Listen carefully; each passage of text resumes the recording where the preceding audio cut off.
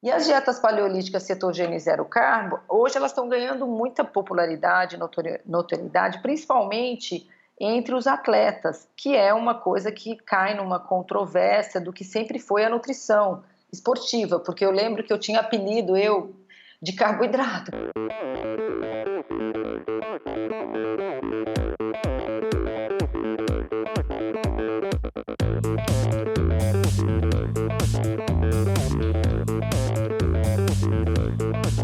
Olá pessoal, sou o Michel Bogli e este é o Endorfina Podcast. Aqui você ouve minhas conversas com triatletas, ciclistas, corredores e nadadores. Pessoas interessantes que são, acima de tudo, movidas à endorfina.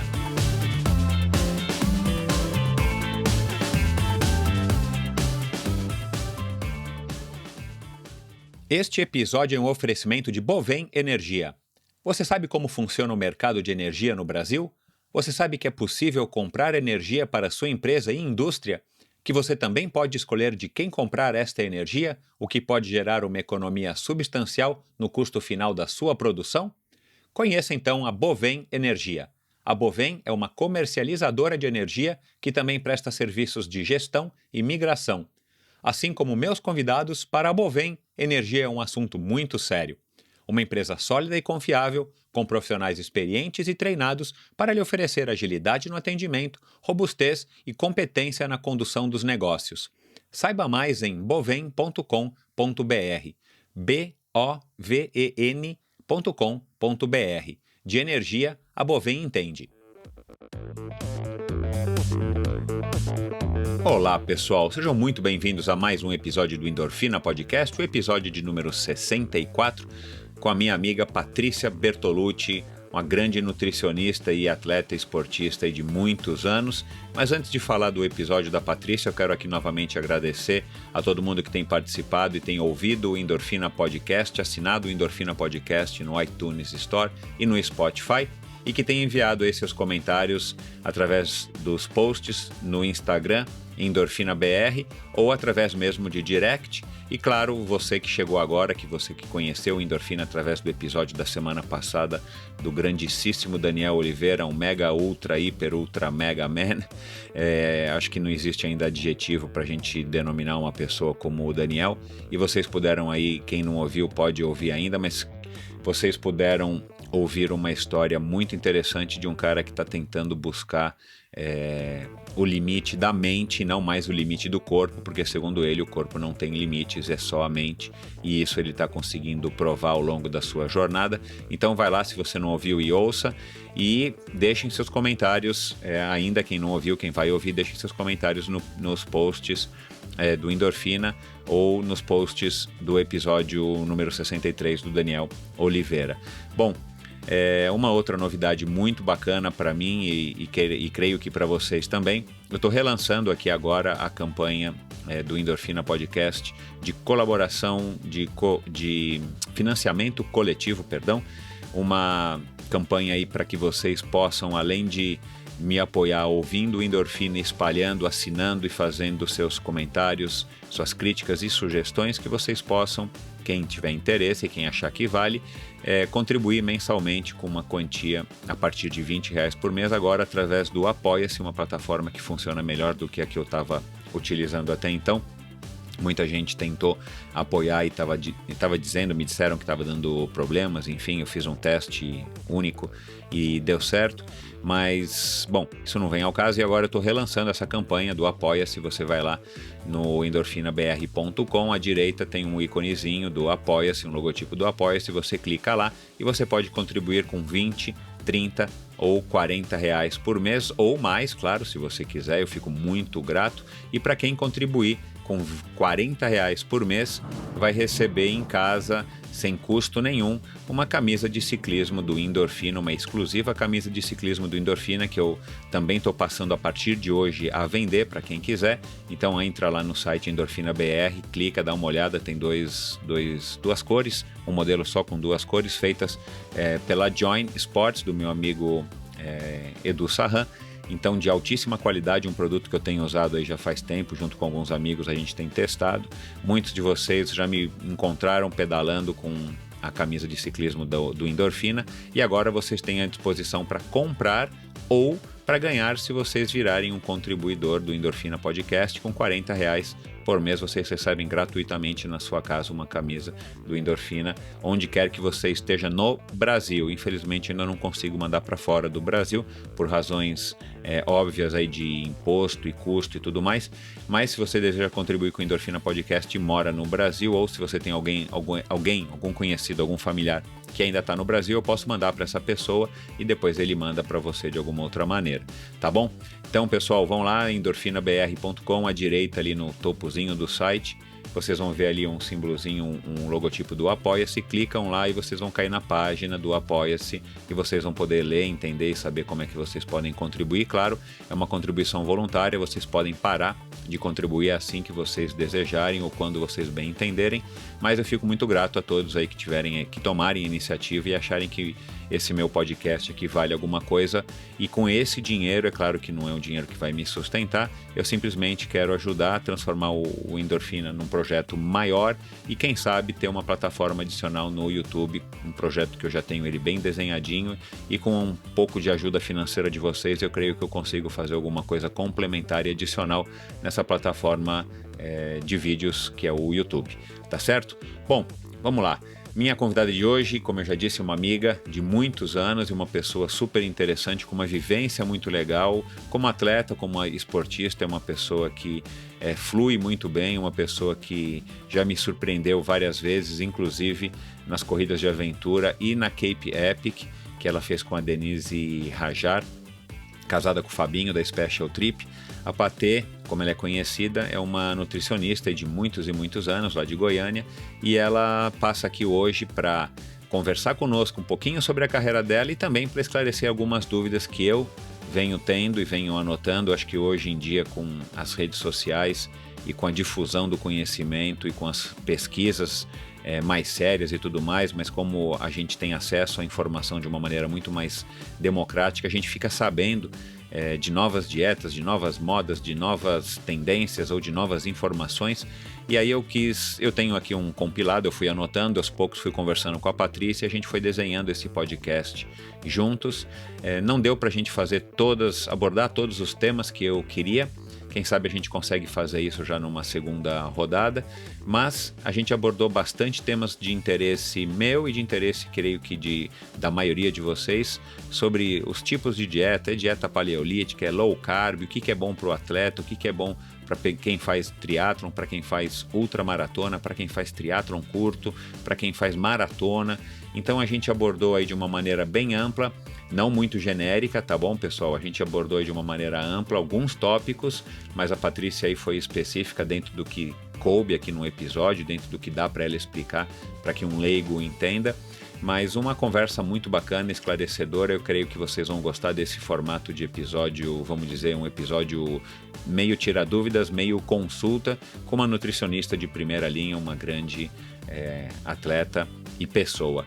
Então aproveitem o episódio de hoje, passem lá nas redes sociais da Patê, deem um alô para ela, digam que vocês gostaram, o que vocês acharam. Se vocês tiverem ainda alguma dúvida também, podem procurá-la. E é isso, passem também no Endorfina BR no Instagram e me digam o que vocês acharam desse episódio um pouco diferente aí, de meio consulta e meio tirar dúvidas, tá certo? Grande abraço, muito obrigado, espero que vocês curtam esse episódio e até a semana que vem com mais um Endorfina especialíssimo. Vocês não perdem por esperar o próximo Endorfina Podcast, pessoal. Grande abraço e valeu!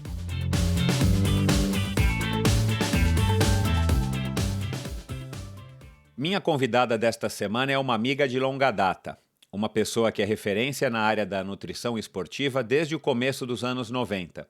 É também uma corajosa e curiosa atleta que soube se aproveitar das oportunidades que o esporte lhe trouxe, tanto do ponto de vista profissional como do ponto de vista pessoal, encarando desafios que foram dos triatlons às ultramaratonas de mountain bike, das corridas de aventura às provas de ciclismo amador. Entrou na roubada de ser a nutricionista da Seleção Brasileira de Futebol de 1994 e fez um trabalho pioneiro na equipe do time do São Paulo. treina todos os dias ou quase e mantém uma agenda sempre concorrida de clientes ávidos pelos seus conhecimentos e expertise neste tema cada vez mais discutido entre as pessoas que se preocupam minimamente com a sua saúde e, em grande parte dos clientes dela, também o rendimento esportivo. Com vocês, a nutricionista goianense Patrícia Bertolucci de Coimbra. Bem-vinda, Patê. Oi, Michel. Obrigada pelo convite. E, assim, é um currículo que você deu uma floreadinha, mas estamos aí na área da nutrição esportiva já fazem bem uns 30 anos, porque eu me formei em 1987, né? Olha lá. E comecei o triatlon em 1989. Então, se a gente vai voltar no tempo um pouco, a gente se assusta até com o tanto que isso já vem de longa data, né? E você acabou de falar uma coisa que até soou engraçado, entrou na roubada de ter sido convidada para ser a nutricionista da seleção brasileira na Copa de 94. Exato. E hoje em dia, assim, isso foi lembrado por muito tempo, por muita gente, mas hoje em dia as pessoas mal sabem que esse episódio aconteceu, né? Então, antes eu falava que eu era nutricionista da seleção e todo mundo logo lembrava da fatídica história da feijoada. Então, mas eu já começo por aí, né? Assim, eu fiz uma brincadeira, porque eu estou fazendo aqui na sua frente para justamente você poder, inclusive, me corrigir e explicar a sua versão. Mas já vamos começar por esse tema aí que na época foi super polêmico. Eu me lembro mais ou menos do que aconteceu, mas também faz muitos anos. Mas foi assim, eu acho que você saiu, no mínimo, chateada, né, da situação, porque, você me corrige se eu estiver errado, você queria, sei lá, dar arroz e feijão para os atletas, ou eles queriam comer arroz e feijão e você achava que eles tinham que comer massa, e isso acabou se tornando meio público. Explica pra gente. Foi o seguinte, eu comecei na nutrição esportiva com a minha principal experiência no futebol. Então, eu vim de Goiânia em 1987, me formei lá em nutrição, vim para São Paulo em busca de conhecimento específico na área de nutrição esportiva. Tinha feito também educação física, mas não tinha concluído o curso. E aqui eu fui fazer uma especialização em fisiologia do exercício quando conheci o professor Turíbio de Barros, que era integrante da comissão técnica do São Paulo. Aí as coisas foram acontecendo e eu acabei também fazendo parte dessa comissão técnica e começando um trabalho pioneiro de nutrição esportiva no São Paulo, a partir de 1991.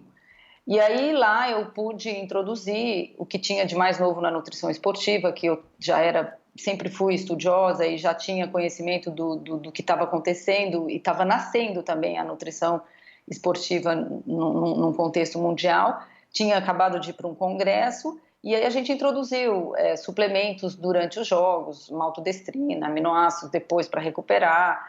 E aí o time cresceu muito fisicamente, não só por isso, mas também pela dedicação que o técnico impunha, porque naquela época era o Tele Santana, então ele era muito rígido com os jogadores, não deixava fazer aquele oba-oba todo que eles fazem sempre depois dos jogos, tinha que todo mundo voltar para a concentração, fazer as refeições lá, então a gente tinha condição de aplicar um trabalho muito bom. E esse trabalho foi reconhecido nacionalmente, porque o São Paulo tinha uma exposição muito grande. E eu fui convocada como profissional para compor a comissão técnica da Seleção Brasileira de Futebol na Copa de 94. Eu era jovem ainda, eu tinha 27 anos, inexperiente do ponto de vista de internacional, vamos dizer assim, mas fiquei muito feliz com isso. E aí, quando eu cheguei na concentração para fazer parte integrar a equipe, eu já tive algumas resistências, principalmente enquanto ao uso dos suplementos. O primeiro médico que me recebeu já falou: olha, se você acha que aqui você vai usar toda aquela perfumaria que você usa no São Paulo, você está enganada. Eu falei: que bom. Um balde de água fria logo de cara, né? Aí a maior parte do elenco da seleção, acho que 7 jogadores, eram do São Paulo. Então tinha Zete, Raí, Ronaldão, Palhinha, Pintado, Miller, o Turíbio do São Paulo fazia parte da comissão, o Moraci Santana, que era o preparador físico do São Paulo, fazia parte da comissão, eu, que era nutricionista. Então, assim, eu tinha o acolhimento deles. Então, os jogadores também estavam ali por perto. Não, Patrícia, vem aqui, vamos ali, quero te mostrar isso, te mostrar aquilo. você tem que... Aí, tudo bem, daí passou por esse primeira resistência. Aí depois eu fui na cozinha para conhecer, o cozinheiro também já me deu um chega para lá. Aí eu fui pro campo... Que é o cozinheiro da seleção brasileira, normalmente uma pessoa é, fixa, né? Super tradicional. ele já estava achando que eu ia tomar o lugar dele. Aí fui pro campo de futebol assistir o treino, porque no São Paulo eu fazia isso, eu assistia o treino, fazia uma estimativa do gasto calórico dos jogadores, pesava eles antes e depois do treino para ver quanto eles tinham desidratado, fazia tudo em uma tabelinha. Nos jogos, o Moacir Santana também pesava antes e depois para a gente ter uma ideia de que ia fazer, usar de reposição. E aí o médico já me falou, olha, você não pode ficar aqui porque essa área é exclusiva para os preparadores físicos. Eu falei, tudo bem. Aí saí, voltei para a casa principal lá em Teresópolis. Aí eu fui pedir Aí não, aí teve uma convocação, eu fui convocada para fazer uma coletiva de imprensa, porque os repórteres queriam saber o que eu estava planejando e tal. Mas só que, na verdade, eles estavam querendo me perguntar sobre a feijoada, porque não sei quem, ou o médico ou o cozinheiro, já tinha preparado, já tinha comprado, sei lá, um saco de feijão, mas não sei quantos quilos de paio, não sei quantos quilos de carne seca, para levar todos esses ingredientes junto com eles na bagagem para fazer uma feijoada para eles lá nos Estados Unidos nos dias de folga. E aí eles já me perguntaram na lata, Patrícia, o que você acha da feijoada para o atleta? Eu falei, bom, eu acho péssimo, né? Porque tem muita gordura e não pode fazer mal para os jogadores, não vai fazer uma digestão boa, então não sou a favor. E acho que numa situação dessa eles têm que comer diferente, comer isso, comer aquilo, barará. Só que daí no dia seguinte estava estampado em todas as páginas de todos os jornais, de arroz a chuí no Brasil, nutricionista condena a feijoada. Aí eu fiquei numa saia super justa, porque eu não sabia que eles tinham comprado, e os médicos já ficaram putos comigo, né? Exato. Então, e aí foi uma super desconfortável, mas eu já estava tendo uma resistência, e a partir desse episódio, então, aí é que eles fecharam totalmente as possibilidades para o meu trabalho. Daí eu gostaria de ver os exames de sanguíneos dos jogadores, os testes de aptidão que eles tinham feito lá durante o tempo que eles já estavam lá, porque eles chegaram e depois que eu cheguei. Aí eu fui falar com o médico, eu falei, escuta, falei com o Moacir, eu preciso ter acesso aos exames. Aí ele falou, não, Patrícia, a gente vai fazer uma reuniãozinha com os médicos para eu te apresentar melhor, mas deixa as coisas sossegarem, porque daí tinha tido um episódio que o Moser tinha descoberto uma hepatite e ele foi cortado da seleção. Então, naquele dia tinha acontecido isso. E o Romário estava chegando na concentração também. Então, estava um bafafá. E aí, não teve até o da reunião. Eu falei, quer saber? Vou eu lá falar com esse médico. Daí, fui lá, bati na porta dele e falei, escuta, eu gostaria de ter acesso aos exames e tal. Me expliquei. Ele falou, não, você não vai ter acesso a esses exames, porque esses exames são confidenciais aos médicos. Aí eu já tinha tido tanta resistência que eu falei para ele, bom, então, para que vocês me chamaram aqui? Exato. Aí ele falou assim, olha, eu não sei para que você foi chamado, mas coitada, meu. Por mim, se você quiser, você pode ir embora. Aí eu falei, como? Aí eu falei, bom, então, falei, tá bom, então vou embora, eu me demito, porque não tenho condições de trabalhar numa situação dessa, porque vou no campo, não posso, vou na cozinha, não posso, quero ter acesso aos exames, não posso, então não vou fazer. Daí falei, Moacir, desculpa, mas eu vou deixar tudo programado, deixo todos os cardápios, toda a suplementação, tudo resolvido para você e eu tô indo embora, não vou ficar aqui. Daí ele, não, calma, não vai. Eu falei, não tenho condições de ficar aqui, não tenho condição emocional. Exato, não tem clima, né? Se a pessoa não está querendo que você esteja lá... A única mulher da então isso que eu ia perguntar, ainda tinha esse problema, né, que infelizmente muitas vezes pode ser um problema, a única mulher num esporte completamente machista. E aí eu peguei e tinha um irmão do jogador que era meu amigo, Leonardo, ele tinha um irmão que também treinava, morava na Europa, o Júnior. Eu liguei para ele e falei, Júnior, pelo amor de Deus, me busca aqui, me leva para o aeroporto que eu tô indo embora. Ele, não, calma. Eu falei, por favor, faz isso por mim. Aí ele foi lá, me pegou, me levou para o aeroporto, e aí chegando no aeroporto eu dei de cara com 2 ou 3 repórteres, né, e eles, Ah, Patrícia, porque eles já me conheciam, que no São Paulo eu já tinha essa penetração, já tinha tido uma exposição na mídia. Aí ele falou, o que você está fazendo aqui? Eu falei, não aguentei, me demiti, aconteceu isso, isso, isso.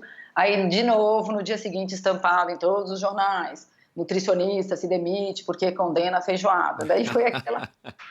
Daí eu pisando em São Paulo, já tinha convite para ir no Jô, na Marília Gabriela, no Serginho Grosmo, no SPTV ao vivo. E aí eu peguei e falei, bom, agora a bagunça tá feita, eu vou falar o que houve, né? Aí foi uma bafafá, eu não embarquei com eles, mas também acho que dificilmente eu embarcaria como integrante da comissão naquele desenho que estava sendo feito naquele momento. E aí eu falei tudo e no final das contas a minha posição ficou respeitada e reforçada por uma conduta ética, né? Porque eu não fiz nada de errado, eu simplesmente não quis me expor àquela situação constrangedora de me sujeitar, estar lá por estar e não poder fazer nada. Exato, exato. Me desliguei, aí isso teve uma projeção muito grande na mídia, assim, parece até pretensioso eu falar isso, né? Mas na população em geral, porque o Brasil inteiro soube disso. E depois eu fiquei muito conhecida e, graças a Deus, também reconhecida. E daí começou um trabalho mais voltado para outras modalidades, que na época eu já fazia triatlon, já era envolvida com esporte, já gostava, já era meu sonho desde criança. Que daí, quando eu morava em Goiânia, eu era atleta nadadora, já tinha essa curiosidade de saber como que a alimentação interferia na performance, porque eu tinha um preparador físico não, um professor, né, que na época não tinha isso, um professor de natação, que quando a gente ia competir, ele dava rapadura pra gente, antes de cair na água, ele dava um pedacinho de rapadura para cada um, e eu achava aquilo curioso, interessante e intrigante, e não tinha ideia, porque para que servia, então essa curiosidade vem desde quando eu era garota. E depois, quando eu estava no terceiro colegial e que o professor falava de botânica, de nutrientes, de alimentos, eu ficava, assim, com os olhos brilhando. Então eu falei, gente, tem que existir alguma profissão que una essas duas coisas. E aí eu conheci a profissão de nutricionista, daí eu falei, bom, então eu vou fazer nutrição e depois eu vejo o que eu faço. Aí depois eu entrei na escola de educação física e fui tentando ligar os pontinhos. E quando eu vim para São Paulo, eu fiz a fisiologia do exercício com o Turíbio, que era o coordenador, que ele é um excelente, ele é um cientista estudioso e sempre colocou as coisas de uma forma muito clara. E aí eu meio que colei na dele e não só trabalhava no São Paulo com ele, mas como também fazia estágio com ele no laboratório de aptidão física que tinha na Escola Paulista de Medicina, que chamava CEMAF. E aí eu ficava lá no CEMAF a maior parte do tempo, e com futebol também. Eu passava os finais de semana no São Paulo. Imagina, eu tinha acabado de vir para São Paulo, já tinha pouco tempo, tinha o meu relacionamento com as pessoas do triatlon, mas não tinha um ciclo de amizade tão grande, não tinha família aqui, então eu concentrava junto com os jogadores, não dormia lá, mas sexta-feira eu já ficava no centro de treinamento, já olhava o almoço deles, depois olhava o jantar, depois olhava a ceia, daí no café da manhã do sábado eu já estava lá, daí acompanhava o sábado inteiro, acompanhava o café da manhã do domingo, acompanhava o almoço de domingo, ia para o campo junto com eles, ia no ônibus para os jogos, acompanhava os jogos, depois voltava com eles para a concentração. Então, assim, eu fazia um trabalho 72 horas quando era jogo de futebol. E, depois... esse episódio com a seleção brasileira não criou uma barreira para você continuar no futebol, ou no São Paulo o pessoal te aceitou, né, de volta? Não, aceitou super, porque eu entrei no São Paulo em 91.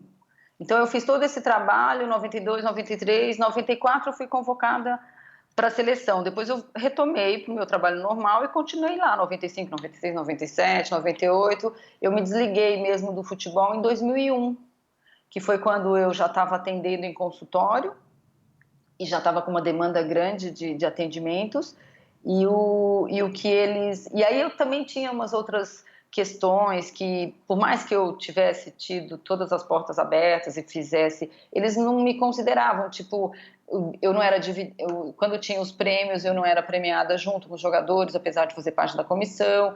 Meu salário não era um salário assim expressivo, mesmo depois de todo o trabalho que eu desenvolvi. Então, financeiramente, para mim, começou a não compensar. E aí eu tinha uma flexibilidade de ir para o São Paulo depois às 8 da manhã, ficar até às 11, acompanhar o almoço deles e depois ir para o meu consultório. E aí eles, em algum momento, falaram que queriam que eu cumprisse 8 horas e que o salário seria o mesmo. Eu falei, bom, não vai ser possível. E aí eu saí, aí depois voltei mais um tempo, mas aí como chama, assim, financeiramente para mim já não interessava, o que eu pude ter de benefícios, portas abertas, eu tive, o que eu pude contribuir para o clube, eu contribuí, e eu achei que já era o momento de encerrar, e aí em 2001 me afastei, e depois eu fiz alguns trabalhos de consultoria em outros times, Guarani de Campinas, tinha mais alguns outros do interior que eu não me lembro, não sei se Ituano, mas aí eu fui me desligando aos poucos e hoje não tenho mais ligação nenhuma com futebol, mas continuo sendo torcedora do São Paulo. Foi isso que eu trouxe para a minha vida, porque eu não tinha time, então o São Paulo foi o eleito por eu ser participante da história desse momento deles que foi tão glorioso, e agora eu só sou uma simples torcedora. Legal. E em paralelo a essa sua atuação aí por tantos anos dentro do futebol, que acabou se encerrando aí em 2001, 2002, paralelamente o teu trabalho no consultório também deve ter tido aí um crescimento bom por conta também do desenvolvimento do nosso esporte, de outros esportes, Sim. enfim. Porque aí você conseguiu largar de um galho e se manter num outro que já estava firme o suficiente para você poder enfim, né, se sustentar e manter o nível de rendimento que você queria ter, né? Sim, eu fico muito gratificada e fico feliz de ver o que a nutrição esportiva cresceu depois disso, né? Não que isso tenha sido a causa, mas a evolução natural das coisas e o interesse das Exato. pessoas pelos hábitos saudáveis, a vida esportiva, né? E até alto rendimento cresceu muito. E por muito tempo eu e as minhas colegas da época fomos umas das únicas nutricionistas, né? E depois de um tempo que isso foi crescendo, a partir de, sei lá, 10 anos depois desse episódio da seleção, mais de 2004, é que começou a aparecer outros profissionais e hoje não falta, né? Ainda bem que o mercado está bem recheado de Exato, profissionais competentes exato. e valorizados. Claro, e desde essa época, você também ou você ainda continua, né? Eu imagino que sim, mas você se especializou em esporte, mas de uma maneira geral você atende qualquer um que chega lá para te consultar, né? Ou você Não, desde eu então fiquei, focava só no esporte, na nutrição não, esportiva. eu fiquei focada na nutrição esportiva por muito tempo, mas depois eu fui aumentando, fui me interessando por outras áreas e também porque naturalmente me procuravam outras pessoas com outros interesses. Então hoje, por incrível que pareça, eu atendo bastante atletas, mas atendo também bastante nutrição materno-infantil, gestantes, pessoas que estão em fase de desmame, pessoas com patologias, emagrecimento de uma forma geral, né, que esse hoje é o maior carro-chefe, atendo crianças, atletas, atendo atletas que querem se tornar vegetarianos. Então, assim, acabou tendo uma variedade de coisas que apareceram pela minha exposição no esporte, mas que eu também me interessei e fui aos poucos buscando conhecimento. Bacana, porque no caso, bom, de muitas profissões, mas profissões como nutricionista, médico, fisioterapeuta, o estudo e o constante aprendizado são necessários porque a gente tem evoluído muito, principalmente nessas últimas 2 décadas, né, em termos de conhecimento, enfim, Muito, de muito. conhecimento, basicamente, né? Então as coisas Não pode. As coisas que a gente acreditou, provavelmente em 94, 98, 2000, que você acreditava, muitas dessas coisas já mudaram hoje Mudaram por conta muito, dos avanços, né? muito, Mas antes porque da eu... gente migrar para esse assunto específico da nutrição, que interessa a minha e acredito que a grande maioria das pessoas que está nos ouvindo, fala um pouco do teu lado esportivo, né? Que esse é o lado que a gente mais se conhece, foi onde a gente mais teve contato.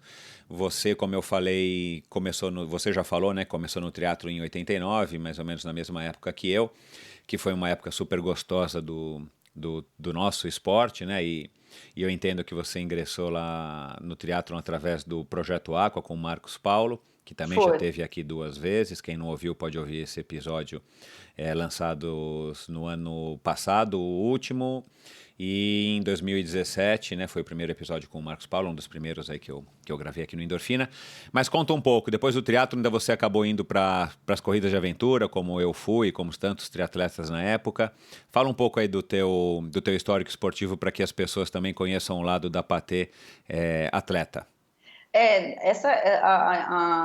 O envolvimento com o triatlo veio naturalmente, porque também eu já tinha esse interesse quando eu comecei a fazer faculdade, não pude continuar nadando tantas horas quanto eu nadava, e aí comecei a pedalar e correr e fazer meu próprio triatlo em Goiânia, eu e uma amiga, todos os finais de semana. A gente só invertia a ordem, né? A gente primeiro corria, depois nadava para refrescar e depois ia pedalar.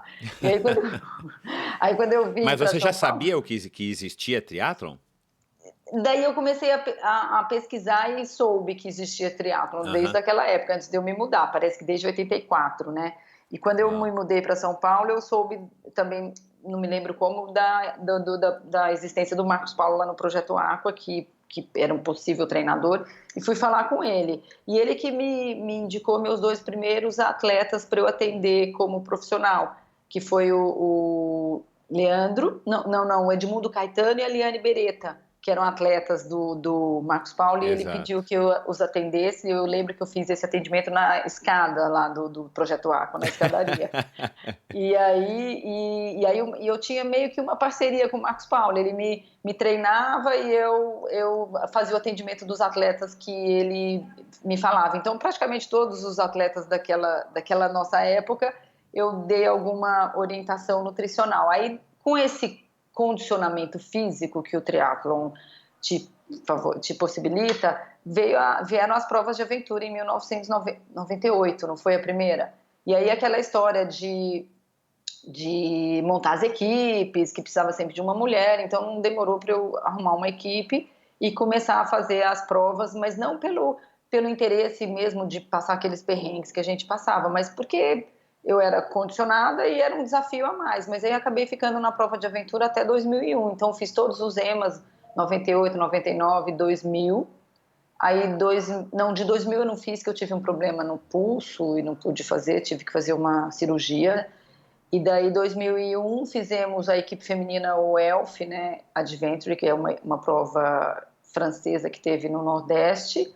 E já tinha corrido algumas maratonas. Eu corri minha primeira maratona em 94 em Nova York. Depois, acho que eu comecei com as maratonas, depois fui para a prova de aventura. Aí, quando eu fiz prova de aventura, eu achei que eu tinha capacidade de fazer um Ironman, que até então não tinha passado pela minha cabeça. Mas aí eu me preparei mais um tempo, tentei fazer um Ironman em Porto Seguro, mas eu tive um problema na bike e não completei. E depois, quando mudou Porto Seguro, acho que foi em 98, então, né? Que foi o primeiro Ironman lá. E até roubaram minha bicicleta na área de transição. Foi uma coisa Meu super Deus do céu. desagradável. E eu fiquei meio brava com o organizador. E depois, enquanto a prova foi dele, eu não fiz mais. Aí depois que mudou o organizador, que o Carlinhos Galvão assumiu, foi 2001. Aí que eu consegui fazer meu primeiro Ironman, depois de, sei lá, mais de 13 anos treinando triatlon.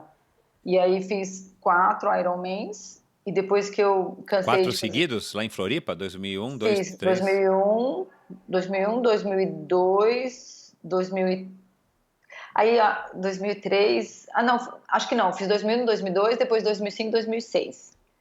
E aí depois aí nesse ano de 2006 eu fiz uma maratona, fiz o meu primeiro letap do Tour e fiz um Ironman. Aí eu quebrei, eu fiquei meio cansada.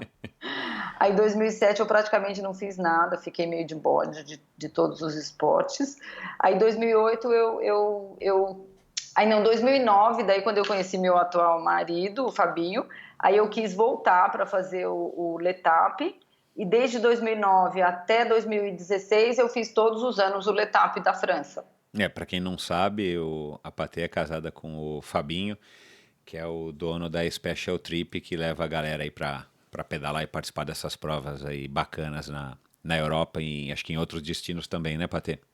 Não, na Europa, ele faz América do Sul e Olha ele lá. está desmembrando outros roteiros, mas também por isso, porque eu tinha essa facilidade do Fabinho levar o grupo e como eu adoro o ciclismo, né, hoje é meu esporte principal, eu acabava indo também. Então, aí agora estou me dedicando mais para o ciclismo, continuo nadando porque é uma coisa que me faz bem para o corpo e para a cabeça. E aí agora só me dedico ao ciclismo e essas travessias, né, de alguns dias, que eu acabei de fazer pela primeira vez o Route, né, dos Alpes, e o ano que Ah, vem é, ainda, isso aí, é verdade. o ano que vem ainda não pensei o que eu vou fazer não, mas eu sempre espero o Fabinho resolver a agenda dele de viagens para eu tentar me encaixar em alguma viagem e nessa viagem em alguma prova. É, Porque senão a exato. gente acaba Delícia. ficando interesses muito distintos, e então acho melhor eu dar uma Claro, é. conciliada dos interesses. Não, e delícia. E é curioso, né? Porque você está no esporte há tantos anos e aquilo que eu falei no começo, né? Você foi se adaptando e foi também migrando, mudando, e fez Cape Epic, né? Que você não falou. Fiz o Cape Epic, eu tenho É. vontade de... tá. Uma das coisas que eu gostaria de fazer de novo, e se for possível, o ano que vem, se sobrar alguma inscrição aí de alguém que está desistindo, pode me Então, oferecer que eu aceito. porque são experiências que, do ponto de vista pessoal, mas também do ponto de vista profissional, para você com certeza são experiências bacanas, né? Desde as provas de aventura, o próprio Ironman, óbvio, mas das provas de aventura de diversos dias e tudo mais, passando pela Cape Epic, e aí essas provas hoje que você tem se dedicado mais de longas horas e às vezes alguns dias, como o Outroute, para você também aplicar não só o seu conhecimento, mas eventualmente até para fazer um teste, avaliação de algum tipo de abordagem diferente na nutrição. Eu acho que isso é bacana e o que eu ia te falar é curioso, né? Como o ciclismo, como ele cresceu muito no Brasil nos últimos anos, né, e graças a Deus, não o ciclismo necessariamente esportivo, mas o uso da bicicleta de uma maneira geral. Está cada vez mais gostoso de andar de bicicleta aqui em São Paulo e com certeza em outras grandes cidades aqui do nosso país. Mas o ciclismo tem essa vantagem, ele consome um pouco mais de tempo do que a gente gostaria. A gente tem que acordar muito cedo, mas ao mesmo tempo ele é prazeroso, ele é social, você se desloca, né, para lugares bacanas, você consegue ter esse apelo de viajar principalmente para fora do país, para participar de grandes desafios fora. Hoje em dia, cada vez mais o cardápio de opções aqui no Brasil tem aumentado. E o principal, né, a gente vai ficando um pouquinho mais velho e tal, e o ciclismo ele Não continua nos machuca. acompanhando porque não machuca, né? É, Então é curioso a quantidade de pessoas, e eu me incluo aí nisso, como a bicicleta ela nunca se afasta da gente, eventualmente a corrida, né, ou uma musculação, eventualmente até a natação, você pode até deixar um pouco mais relegado a segundo plano, mas a bike acaba te proporcionando isso de uma maneira bem prazerosa. eu me E desliguei da corrida, se assim, desligou? quando eu fui treinar para o Cape Epic em 2008, eu parei de correr e nunca mais voltei. Então, assim, o ciclismo tem todas essas vantagens que você colocou e a sensação de liberdade, vento na cara também é uma coisa que eu gosto bastante. E, assim, às vezes sinto falta da corrida, mas ela ficou sucumbida pelo ciclismo mesmo. E a gente sofre de um problema, principalmente aqui em São Paulo, que é a falta de tempo, né? Porque tudo aqui é mais complicado de se fazer, né? Não dá para fazer as duas coisas. Exato, exato. E você ainda teve uma participação no Race Across America com a gente lá em 97, né? Que com certeza também foi uma experiência aí bacana, né? Do ponto de vista profissional. Pessoal, eu já não sei, mas profissional também foi com certeza uma experiência legal, né? Quando a gente foi lá em 97. Foi. É muito desgastante, né, Michel? Claro, tanto para os atletas quanto para o staff é muito desgastante você ficar noite sem dormir, naqueles turnos com horário marcado para descansar. Então, muitas vezes eu lembro que era minha hora de dormir e se estava acontecendo alguma coisa interessante entre vocês, eu não conseguia me desligar das posições. Teve um trecho que vocês estavam subindo as montanhas do Colorado, que tinham que fazer uma transição rápida, lembra? Não sei se você lembra disso. Lembro. Que o diretor de prova era o Cid, né? Que ele colocava vocês para fazer uma transição, sei lá, de poucos quilômetros para trocar. Então aquilo dava uma adrenalina na gente também e que eu não dormi junto. Então foi muito gostoso, foi uma experiência super boa, pessoal, profissional. Mas é muito desgastante mesmo. Eu tinha vontade de fazer o Race Across America, mas passou rápido, nunca mais Ela veio e passou, pensei, né? eu pensei nisso, porque apesar de eu assim, quando a gente teve aquela outra experiência de vir pedalando do Ceará até São Paulo. Isso, o primeiro extra distance, sei lá, protótipo, né, o teste. Eu achei que foi gostoso, porque quando você tinha o tempo do descanso, você realmente descansava, porque quando eu não estava pedalando com a minha célula lá, que tinha uma estratégia de células, né? Isso, é. Eu sentava naquela poltrona do ônibus e capotava, dormia, mas era como se tivesse uma tomada, desligava. Daí a hora que acordava para pedalar de novo, e a gente ficou 6 dias, né? Não foi isso? Acho que demorou. Eu acho que foi isso, demorou 6 dias. Foi no ano de 2001, né? A gente pedalava 1h30 mais ou menos e descansava 4h30, ininterrupto por 6 dias. Exato. Eu achei que foi menos desgastante do que o run, você acredita? Porque, assim, e você também estava numa situação, e a estrutura da prova, você estava pedalando, você não estava como staff. Então você estava também muito mais cansada. E a estrutura da prova permitia que a gente subia lá no segundo andar do ônibus e dava uma descansada, né? Mas lá também Foi eu estava legal, né? Assim, preocupada. a pedalada não foi tão legal, porque o lugar era meio perigoso, né? O percurso acabou não dando muito certo. Mas acho que foi uma experiência bacana para todo mundo que estava ali, também pelo convívio social, né? Foi legal, e a parte de nutrição também, quem cuidou fui eu daquela prova. Então eu levei uma estagiária, lembra que ela ficava entrando Lembro. Então eu também trabalhei um pouquinho, então, mas mesmo assim foi tão gostoso que eu não lembro de ter ficado tão cansada, mas a gente esquece, né, esse sofrimento que a gente passa em prova. Exato. E E depois a gente você tinha um quer pouquinho fazer de menos de novo. idade que a gente tem hoje, né? Então também Puxa, ajudou. faz uma boa diferença, eu vou falar. Legal, cara, que bacana. O esporte é muito legal, o esporte traz isso pra gente, a gente conhece pessoas bacanas e isso tem sido meio que uma recorrente aqui, principalmente nos últimos episódios, como o esporte proporciona pra gente experiências legais pelo esporte, mas relacionamentos legais e Pela no teu vida caso. toda, né? Exato, não, e no teu caso que ainda vive disso, escolheu isso como um segmento, um nicho aí dentro da tua profissão, é mais legal ainda, porque você une o útil ao agradável, né? Com certeza, eu me sinto super realizada nesse contexto. Bacana. Bom, vamos partir aí para alguns assuntos específicos da nutrição. A gente já conversou bastante, estava ensaiando essa conversa já faz algum tempo e por um pouquinho que ela deixa de acontecer hoje, mas felizmente deu certo. Mas deixa eu só fazer uma pergunta, porque ninguém sabe, mas a gente está gravando esse episódio logo após o almoço. O que você almoçou hoje, para a gente ter uma noção, assim, em casa de ferreiro, espeta de pau? Nossa, hoje assim, eu sempre sou super seletiva com a minha alimentação. Normalmente eu como num restaurante que tem comida de preparo com ingredientes orgânicos, sem glúten, sem lactose. Mas não que eu seja adepta a esse rigor todo. Mas hoje eu fui num restaurante que dava uma possibilidade de comer uma mega salada de entrada. Você escolhia todos os seus ingredientes da salada, então uma salada super com no mínimo 7 variedades de vegetais. Tinha um salmão de prato principal, com arroz vermelho, e mais um brócolis, couve e espinafre. Então, assim, eu sou super criteriosa com a minha alimentação e eu sigo a planilha exatamente da nutricionista. Que bom. Assim, a gente se conhece há tantos anos, mas é legal porque, assim, a gente percebe, né? Fisicamente, você tá da mesma maneira que eu me recordo de quando eu te conheci, né? Você tá magrinha, enfim, você tem um biotipo também que favorece, apesar de você não ser uma pessoa muito alta. Mas você com certeza consegue se manter dentro do que eu imagino que seja o seu peso ideal. É, eu acredito que com alguma facilidade, não?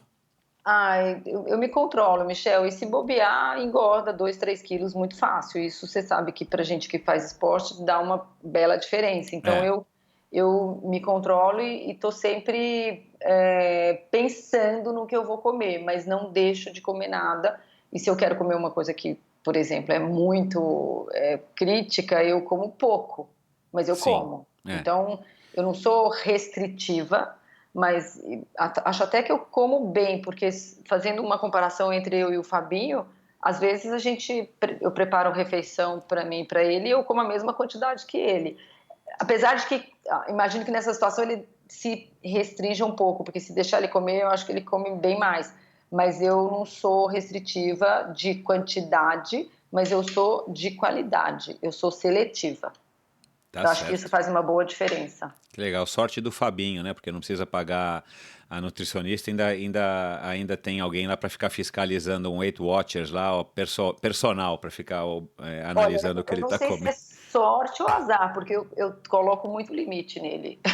É, mas é bacana porque, na verdade, é isso, a gente vai abordar um pouco aqui, se a gente tiver tempo. Cara, é fundamental para a nossa existência a gente se alimentar de uma maneira saudável. E hoje em dia, com o conhecimento espalhado e acessível da maneira que está, principalmente graças à internet, eu acho que a grande maioria da população, pelo menos a população esclarecida, sabe disso. E a gente tem que se preocupar, afinal de contas, a gente mora na nossa casa, a gente tem que cuidar direitinho dela para poder, pelo menos, ter uma vida regularmente saudável ao longo dos anos, né? Principalmente quando a gente passa dos 40. Mas eu acho que a gente vive num. Assim, a gente ocupa uma parcela muito pequena da população, né, Michel? Então, o Isso, nosso é. entorno de convívio são pessoas esclarecidas que estão preocupadas É o nosso sim. universo que é minúsculo, isso é verdade. Mas quando você vai para o supermercado e se observa a fila, os carrinhos, eu fico chocada com o que eu vejo. E eu sabe que eu tenho essa mania também, né? Eu que faço mercado, sempre fiz mercado em casa, eu tenho essa mania e uma coisa que é muito. Aí é triste quando você vai ao mercado na hora do almoço e você vê a pessoa atrás de você na tua frente com uma caixa de todinho, E um pacote de bolacha um recheada. pacote de bolacha recheada, porque ela vai É gastar pouco, claro que ela vai se estufar com aquilo exatamente ali, vai dar isso. uma saciedade enorme, mas aquilo vai ser o almoço da pessoa, né? É exatamente isso que eu vejo e que me choca, tanto no almoço quanto no final do dia. Então, Exato, assim, a é. maioria das pessoas, assim, o conceito da alimentação saudável está difundido, mas não está aprendido. Exato, bom, isso aí, perfeito, isso aí. Bom, vamos começar com algumas coisas que a gente discutiu aqui que poderiam ser interessantes para os nossos ouvintes também. Para começar, né, com toda essa proliferação das redes sociais e todo mundo agora postando a dieta isso, a dieta daquilo e tudo mais, basicamente qual é a diferença entre um nutricionista e um nutrólogo? Um é médico e outro não é? Exatamente. A nutricionista, ela faz a graduação do curso de nutrição que vai habilitá-la à prescrição de dietas e a trabalhar com segmentos, por exemplo, hospitais ou com saúde pública, restaurantes industriais. Então, assumir toda essa cadeia de produção, distribuição e consumo do alimento. Então, tudo que está muito relacionado ao alimento propriamente. E também tem a habilidade da prescrição de suplementos que não são medicamentos e em doses que atendem às necessidades diárias. Já o nutrólogo, ele é um médico que fez o curso completo de medicina e se especializou em nutrologia, e isso vai dar a habilidade para ele diagnosticar doenças ou patologias que tenham relação com deficiências nutricionais, e ele poderá fazer prescrições de suplementos em doses medicamentosas, que são doses megadoses Entendi. de nutrientes e uma variedade maior de suplementos e modulação hormonal. A nutricionista Ah, ainda não tem pode. isso, A claro. nutricionista não pode fazer prescrição de megadoses de suplementos. Tem alguns suplementos que são proibidos, que a gente Aham. não pode prescrever. e a gente não pode fazer nenhum tipo de modulação hormonal. Entendi. Então, todo nutrólogo, só para resumir se eu entendi certo, todo nutrólogo ele pode agir como um nutricionista, mas o nutricionista não consegue agir como um nutrólogo. Ele não pode, ele não pode prescrever dieta. Ah, não pode, entendi. Não. A habilidade da prescrição é da nutricionista. Entendi. Acontece uma mistura, né? Porque tem muito nutricionista que suplementa num nível medicamentoso e tem muito nutrólogo que prescreve dieta. É uma dieta mais engessada, mas não deixa de ser um papelzinho lá falando para o cara comer 100 gramas de carne, mais 150 gramas de batata doce todos os dias. Então, isso não é uma dieta. E eu, como um paciente, como é que eu sei quando eu tenho que procurar um nutricionista ou quando eu tenho que procurar um nutrólogo?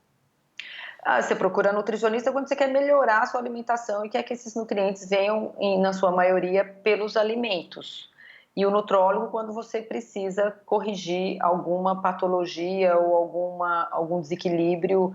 E aí algum médico que você já passou por algum problema, ele vai falar, olha, o que eu estou analisando aqui no teu exame de sangue, provavelmente você está com uma deficiência XPTO, e aí você vai então para o nutrólogo para entender se essa deficiência... Pode ter o encaminhamento do médico, ou a pessoa pode ir pela vontade própria, porque ele poderá ir um pouco mais além do que nós, nutricionistas, nessa questão do tratamento de distúrbios, tanto químicos, neurológicos, né, porque pode ter desequilíbrio de neurotransmissores, a pessoa pode ser muito ansiosa e querer melhorar o estresse dela, corrigir. Hoje em dia o que está acontecendo muito é que as pessoas são muito ansiosas, muito estressadas e elas acabam entrando numa fadiga que podem estar comprometendo a glândula adrenal, então ela entra numa fadiga adrenal. Então uma nutricionista consegue melhorar esse quadro, mas o nutrólogo vai tratar melhor. Ou quando ele desenvolve uma síndrome metabólica, a nutricionista também pode ajudar na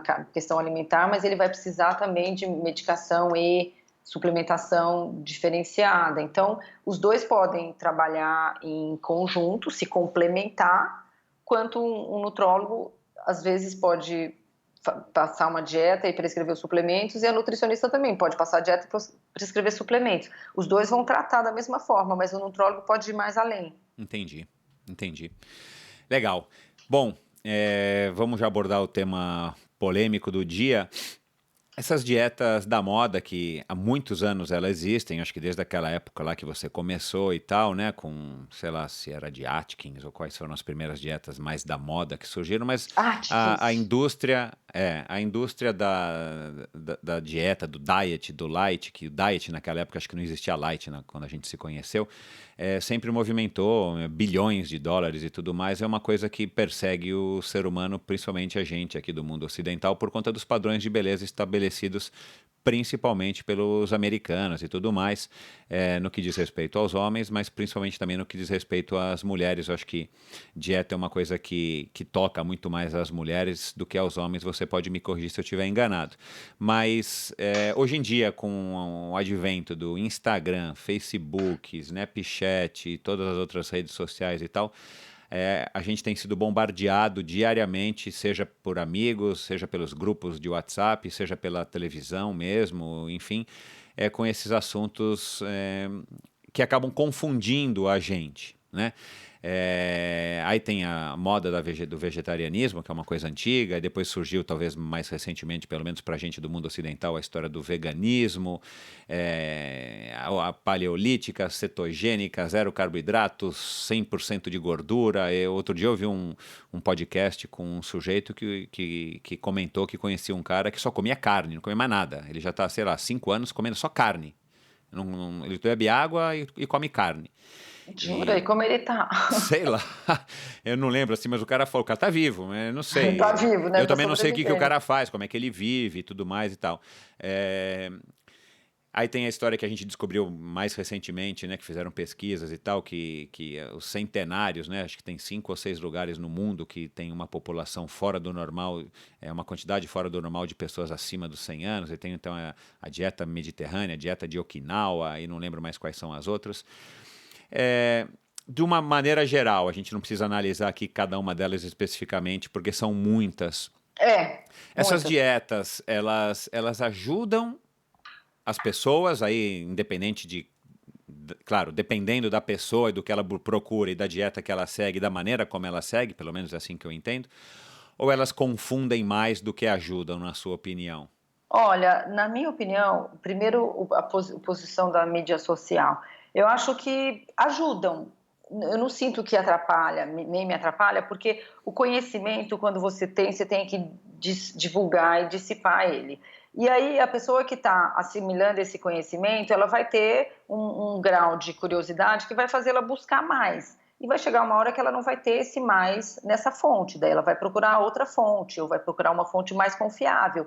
Então, eu acho que isso ajuda porque propaga. E esses cuidados ou esse desejo por um corpo X ou um corpo Y faz com que a pessoa tenha uma mudança do seu comportamento em direção a uma coisa que ela pensa que vai ser melhor para ela. Naquele momento, aquilo pode não ser o melhor, mas ela vai acabar chegando no que é o melhor. Então, ajuda. Do ponto de vista da confusão, também entra nesse mesmo raciocínio, porque ela vai buscar o conhecimento e a hora que ela esgotar a fonte, ela vai partir para um outro e espero que seja para um profissional ou para uma pessoa que tenha um teor mais científico para poder ajudar. E dessas todas dietas, eu acho que se elas forem feitas de forma criteriosa, elas vão estar fazendo melhorias e vão estar tirando a pessoa do padrão errado que ela esteve. Então, por exemplo, a pessoa que vai ser vegetariana, ela vai passar a comer uma quantidade de vegetais muito maior, e isso para longevidade, para saúde, você aumentar a oferta de alimentos antioxidantes, anti-inflamatórios, vai trazer benefícios. Se ela fizer uma coisa sem uma orientação, e ela vai começar a ter deficiências nutricionais e que ela vai sentir isso fisicamente. Daí ela vai ter que procurar um médico para corrigir ou uma nutricionista para orientar melhor. Então, de qualquer forma, ela teve um começo. As de Atkins, South Beach, são todas voltadas para perda de peso rápida, que a pessoa vai perder se cortar o carboidrato e comer só proteína, mas depois, na hora que ela voltar ao carboidrato, ela vai voltar a engordar numa velocidade muito maior do que ela emagreceu. E aí ela vai acabar buscando depois um equilíbrio a partir disso. E as dietas paleolíticas cetogênica e zero carbo, hoje elas estão ganhando muita popularidade, notoriedade, principalmente entre os atletas, que é uma coisa que cai numa controvérsia do que sempre foi a nutrição esportiva, porque eu lembro que eu tinha apelido, de carboidrato, porque o quanto eu falava para as pessoas comerem carboidrato, né? Porque Exato. o boom da nutrição, naquele momento que eu comecei, era você comer o carboidrato de forma adequada. Então, você precisava do carboidrato antes do treino para te dar energia, durante o treino para te manter a energia e após o treino para te recuperar. E hoje, como está muito evoluída essa coisa da nutrição e da biologia molecular, a gente sabe que existem sinalizações na célula para que ela aumente a sua capacidade antioxidante, aumente a sua defesa inflamatória e aumente a sua longevidade com o aumento do número das mitocôndrias, né? Todo mundo já deve ter ouvido falar da mitocôndria lá da época da biologia do terceiro ano do colegial, que isso vai te dar longevidade e vai te fazer uma adaptação para a endurance. Então, hoje, é muito mais estudado na nutrição essas dietas cetogênica, paleolítica e zero carbo, por causa dessas alterações que elas vão promover na célula, que são benéficas, assim como o jejum, né? O jejum intermitente, todas essas coisas. Então, isso já está muito estudado, mas ainda não está no consenso.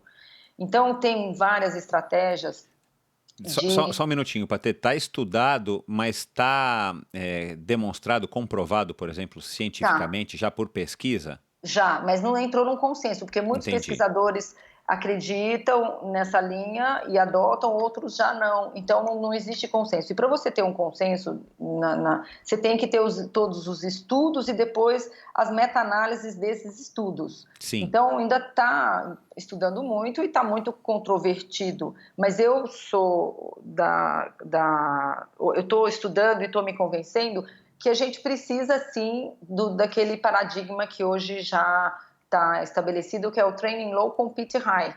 Então, você pode, sim, enquanto você está treinando, sem uma exigência muito grande, ter uma restrição do carboidrato. e depois em algum momento que você vai ter uma exigência maior, ou que você vai competir, ou simular treinos que simulem competição, colocar mais carboidrato. Então esse carboidrato ele tem que ser periodizado de acordo com as exigências do treino, não é mais do jeito que era. Carboidrato full time todo o tempo. Entendi. Assim, e tanque cheio. Então você pode fazer adaptações na sua célula para que ela tenha uma capacidade maior de endurance e possa até suportar um esforço de intensidade maior usando gordura como fonte de energia, fazendo essas estratégias em momentos específicos do seu treinamento. Então isso mudou muito. Isso não é como era mais. Claro, sem dúvida, mudou muito, né? Porque eu que sou da escola antiga, né, de quando eu comecei, a gente tinha que ingerir carboidrato de tudo quanto é jeito, claro, de preferência os carboidratos complexos associados aos carboidratos simples, para você poder ter essa energia sustentada, né? Exato. E com tudo isso que você falou, essa mini aula aí que você acabou de dar e tal, acho que muita gente aí deu uma arrepiada na hora que você falou em mitocôndria, né? Porque que é mitocôndria mesmo? O cara esqueceu, né? Quem não vive disso acaba se esquecendo.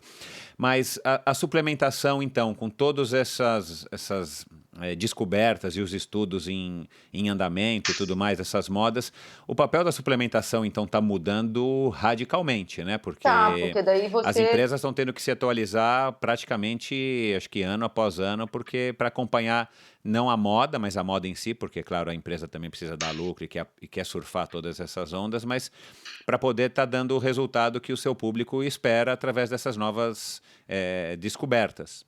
Sim, mas também os suplementos tem aquele que tem uma validação científica com evidência de benefício, tem aqueles que têm médio validação e os que não têm validação nenhuma. Então, o que tem de suplemento que não adianta nada é incrível. Então, assim, a suplementação sempre tem que ser de forma racional. Não dá para ter uma listinha no consultório com suplementos que você dá igual para todo mundo.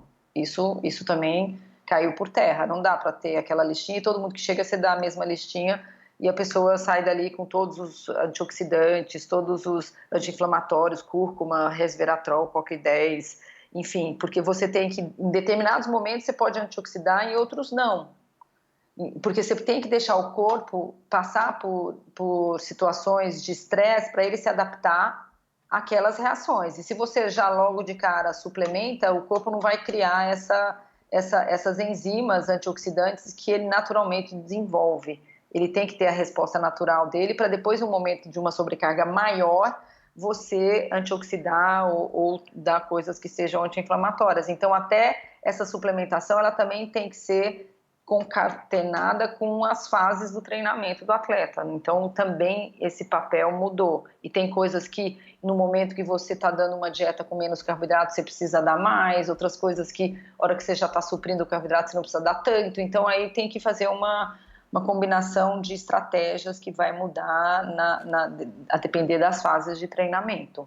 E tudo isso acaba sendo super legal para vocês, porque fica praticamente impossível de um sujeito normal conseguir entender e conseguir executar tudo isso sem a ajuda de alguém que estudou e que está constantemente estudando como você. Médico ou nutricionista que entenda de fisiologia do exercício e que tenha a sua capacidade de experimentar, né? Ou com a experiência clínica do consultório ou com a sua própria experiência de vida, enfim, eu acho que é determinante, mas a gente vê muito autodidata, mas pessoas que também estudam e que acabam tendo algum conhecimento, mas que erram em algum momento, né? Claro. Bom, intestino e o cérebro, né? Eu comentei com você que eu também ouvi outro dia um podcast aí bacana com essa americana chamada Nina Teicholz. E ela escreveu um livro e que ela, não acho que foi ela que cunhou esse termo, mas enfim, que o intestino ele tem uma importância comparável ao nosso cérebro, com todas as recentes descobertas, ou pelo menos a divulgação desse conhecimento mais recente para o leigo como nós aqui, eu e talvez a maioria dos ouvintes, não vocês. O que você pode falar disso aí para as pessoas que ainda não sabem disso, as pessoas que estão tomando Yakult todo dia, 3 litros de Yakult, achando que vai melhorar a flora intestinal para melhorar, sei lá, processos anti-inflamatórios e eventualmente o rendimento? Nossa, Michel, muita coisa a dizer. Eu não sei nem por onde começar. Porque Mas é o você concorda seguinte, com essa concordo, importância de que o concordo. intestino pode ser equiparado O em nível de cérebro, importância ao concordo, cérebro? concordo plenamente. A primeira coisa é que o intestino é a maior área de superfície em contato com o meio externo. Se você pensar que o alimento entra na boca e da boca ele tem uma passagem direta depois do estômago para o intestino, tudo que você come e que está em contato com o meio externo está no intestino. Então, ali, o intestino ele deve ser uma barreira de proteção, porque não pode entrar quem quiser, porque o corpo Uhum. tem que ter tudo que entra tem que ser estéril para não causar uma mega inflamação, infecção.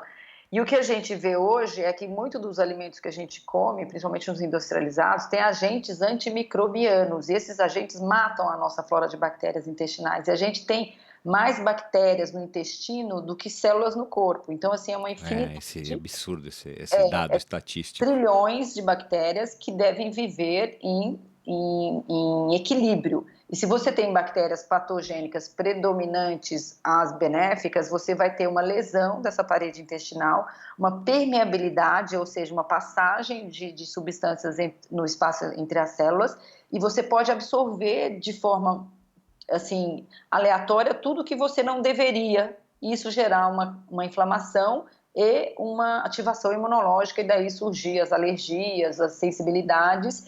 E para o intestino ter movimento, peristaltismo, ele usa a serotonina. Então, se você consome todos os precursores de serotonina para fazer o peristaltismo intestinal por causa dessa alteração da barreira e das células, você deixa de ter a serotonina para o cérebro. E aí, a hora que você deixa de ter a serotonina para o cérebro, ele já não vai funcionar. Então, o primeiro neurotransmissor que já está mudando em função de uma desbiose ou de um problema intestinal é a serotonina, que nada mais é do que a habilidade que a pessoa tem para lidar com o estresse. Aí as coisas começam a ser muito maiores do que são, já começa a ficar muito mais ansioso, muito mais compulsivo, não dorme direito, daí já começa todos os desequilíbrios só por esse viés que eu te dei. Fora isso, todos os outros neurotransmissores também são produzidos pelos nutrientes que vão passar por essa barreira intestinal. Então, se o intestino está consumindo nutrientes porque ele está inflamado, ou porque essas células não estão em equilíbrio, ou porque essas bactérias não estão finalizando de forma correta a digestão do alimento, você não vai absorver. E daí, se você não absorve, você não tem defesas. E hoje a gente tem muito mais agressões no meio ambiente do que a gente tinha há 40 anos atrás. Então, a quantidade de partículas de poluição, os agrotóxicos nos vegetais, os corantes, conservantes, aditivos químicos. Então, a gente tem muita agressão e que o nosso corpo tem que estar pronto para se defender. E se essa capacidade de defesa está menor do que a que está agredindo, vem os desequilíbrios. E tudo começou no intestino. No processo digestivo, claro, primeiro na boca, o quanto você mastigou, o quanto o seu estômago conseguiu digerir, mas a hora que chega no intestino é que a situação pode comprometer ou se resolver. Então, essa ligação é totalmente direta, e tudo que diz respeito a funcionamento normal intestinal vai garantir sua saúde. Então, pessoas que têm problemas ou que prisão, ou que é muito solto, ou que estufa, ou que não estufa, ou que digere, ou que não digere, tem que procurar uma solução, porque é aí que está sinalizando toda a inflamação, toda a ativação imunológica e toda a produção ou não de neurotransmissores. Então, a doença está nascendo ou a doença está tendo resolução. Entendi. Então a gente tem realmente que dar importância aí para nossa flora intestinal, tem que manter ela o mais rica possível Sim, e aí ativa, a gente tem que estar atento é, a isso. E aí são os probióticos, né? E os na verdade, pré-bióticos. a quantidade de bactérias, né, trilhões de bactérias, mas com aproximadamente, esse número não vou saber se eu estou sendo precisa, mas uns 45 tipos de bactérias, entre lactobacillus, bifidobacterium, enfim, não é só um tipo. Então, quando você consome um probiótico que tem uma cepa, ele não é como uma andorinha que não está fazendo verão, entendeu? Então, o Certo. Yakult tem seu benefício, mas não é só o Yakult. E você tem outros produtos no mercado que tem 4 tipos de cepas, que você pode usar e achar que aquilo ali está te resolvendo, pode não estar resolvendo, porque seu problema pode não ser aquelas bactérias, podem ser outras. Então cada lactobacilo ou cada probiótico vai ter seu efeito específico numa determinada situação, e quando você tem muitos sintomas, você tem que relacionar esses sintomas com um tipo de cepa e suplementar aquelas cepas, e não aquelas que estão ali no produto da prateleira da loja de suplemento. Então é mais complicado do que a gente imagina. Legal. Um outro assunto aqui antes da gente caminhar para o fim. Está comprovado mesmo que é através de uma dieta, enfim, controlada, né? Uma dieta onde o sujeito preste atenção no que está ingerindo, né? E é bom deixar claro aí para quem não sabe, outro dia eu tive uma discussão com a Michelle com relação a isso, você conhece, né? Minha filha mais velha. Claro. Dieta, na verdade, não é se você está restringindo ou não, na verdade é o teu hábito alimentar, ela é a dieta, não é isso? A sua dieta, ela compõe dos seus hábitos alimentares, eu estou enganado? A dieta é o seu planejamento, né, nutricional, é o que você come todo dia, não é? Isso, não significa que você está comendo light ou está fazendo uma restrição. Exato, Enfim. Dieta é a sua ingestão, mas qual que era a discussão entre vocês? Eu não, é porque ela estava, enfim, ela estava ela estava comendo salada depois de ter tido uma crise hipoglicêmica durante uma corrida, e ela chegou em casa vermelha, né, ela é branquinha, chegou em casa vermelha, ai pai, passei meio mal no Ibirapuera e tal. Eu falei, come. Aí eu passei pela sala e tal, ela tava na cozinha, quando eu vi ela tava comendo salada. Aí eu falei, Mia, essa tua dieta não tá legal. Não, pai, não faço dieta, não sou gorda e tal. Eu falei, calma. Inclusive ela passa com você, né? Assim, passa comigo. Mas enfim, dá lá os conselhos para ela, porque conselho de pai não vale, você sabe como é que é. Vou reforçar os conceitos, pode deixar. Mas, enfim, já está comprovado que a dieta nossa, né, do ser humano, ela pode estar ou está associada à longevidade? Sim, claro, porque, na verdade, o que a gente mais associa à longevidade é o comer pouco, né?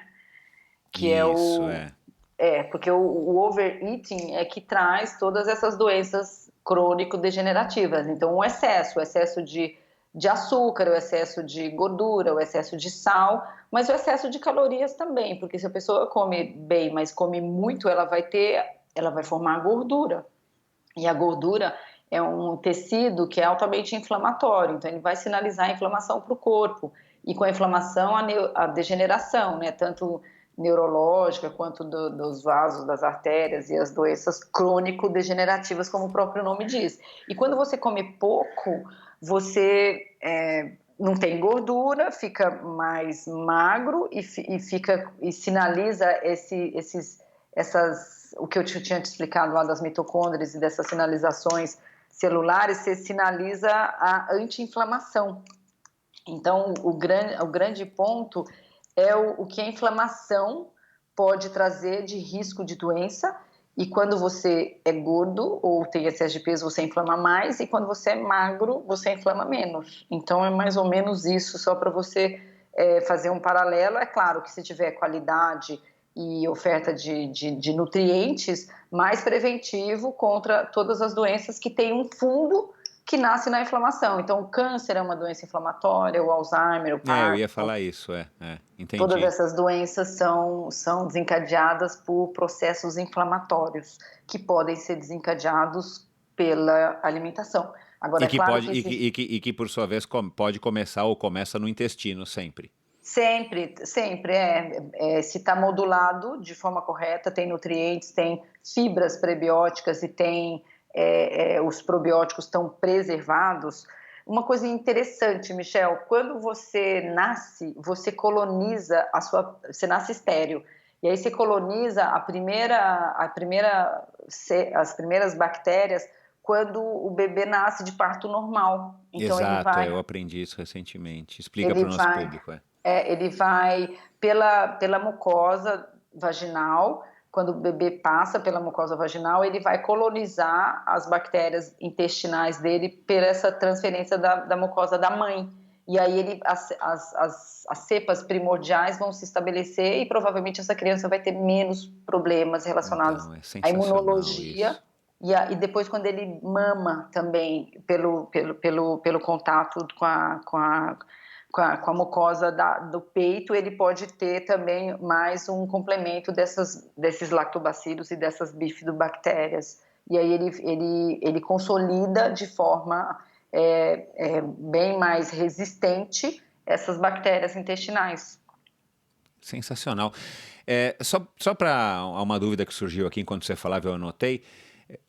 Eu tenho a mesma quantidade, o mesmo tipo de bactérias no meu intestino se eu sou um sujeito saudável que o resto da população ou varia? E quando a gente nasce, a gente vai ser colonizado dessa maneira? Se não for dessa maneira, vai ser através do peito da mãe e depois dos alimentos que a gente vai acabar ingerindo, né? Mas essas cepas, eu não sei se chama assim, mas os tipos de bactérias, eles mudam com a idade, eles vão sei lá, sendo substituídos? Mudam. São diferentes. Pessoas mais saudáveis têm uma composição, mais saudáveis com todas essas características alimentares que a gente falou, tem uma composição de bactérias diferente das pessoas que são menos seletivas com a alimentação. Tanto que, vou falar uma coisa nojenta agora. Vamos lá. Tem um tratamento que é transplante fecal. Então você pega eu ouvi falar isso, fezes de pessoas saudáveis e magras e transplanta em pessoas obesas e doentes. Olha, e aí você isso pode para fazer você colonizar, porque senão, né, o outro método seria a pessoa ingerir. Então você faz um transplante para que você consiga implantar essas cepas. Agora, esses suplementos que estão inundando aí agora cada vez mais as redes sociais, as lojas de suplemento, esses probióticos que você compra de X cepas e tudo mais, isso ajuda ou é mito? Ou é difícil? Ajuda, mas é aleatório. Então, se tem algum problema específico que tem que ser tratado com determinadas cepas, ele não vai ajudar. Mas se tem uma cepa desequilibrada, ele está ajudando no momento, mas depois pode ser que volte a se desequilibrar. Mas isso ainda também é uma área de muito estudo e são poucas as pessoas que têm essa capacidade de colonizar essa cepa de acordo com a individualidade com a individualidade. Eu ainda preciso estudar muito isso, por exemplo, mas eu já sei um pouquinho. Num futuro talvez não tão distante, será que pode existir, tipo, você, nutricionista, prescreve, Michel, eu fiz uma análise aqui, XPTO, e você tem que melhorar, tem que povoar, não sei como é que fala, o teu intestino com a cepa A, D e B. Aí vai lá na prescrição. Não. Isso já pode acontecer. Mas eu vou na farmácia de prescrição e eles fazem algum suplemento. Fazem, que legal. Isso já acontece. Eu posso fazer um rastreamento dos seus sinais e sintomas e ver, de acordo com os sintomas de cada ausência de bactéria que pode ter, quais que a gente precisa. Eu tenho uma tabelinha no Excel que eu montei com todas as cepas e com todos os sinais que tem. Então, às vezes, eu seleciono os sinais clínicos e aí ele me dá as cepas que eu tenho que pôr. E aí eu coloco. E também, Michel, outra coisa que também está hoje está mudando muito a conduta dos nutricionistas é a genética, né? Os testes genéticos, de descobrir os polimorfismos que você tem em determinadas enzimas do seu corpo que te impedem de ter benefícios ou não de determinados alimentos ou de composições de dieta. E o que faz um sujeito, por exemplo, eu estou aqui ouvindo e eu me interesso pra caramba por esse assunto, estou tentando me manter em forma aí perto dos 50 anos, o que faz com que eu perceba que eu posso estar precisando, por exemplo, de fazer eu me consultar com você e fazer esse levantamento? Ou o sujeito não precisa ter nenhum sinal?